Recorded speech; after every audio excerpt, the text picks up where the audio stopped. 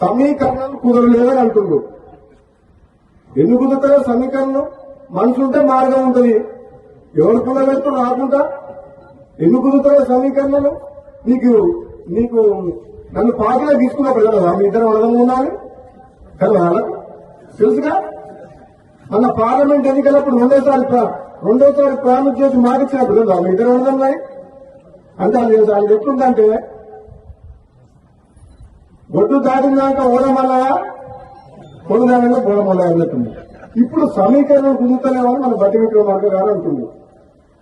ఏం కుదురుతలేవు? 9 మంది ఎమ్మెల్యేలు ఉన్న ఖమ్మం జిల్లాలో 3 మంత్రులు ఉన్నారు. ఎంతమంది ఉన్నారు? 11 మంది ఎమ్మెల్యేలు ఉన్నా నల్గొండకు 3 తప్ప మహబూబ్ గారికి ముఖ్యమంత్రి ఇచ్చినాం కదా మనం. రేవంత్ రెడ్డికి ముఖ్యమంత్రి ఇచ్చినప్పుడు ఇద్దరన్న మీద తప్పేంది?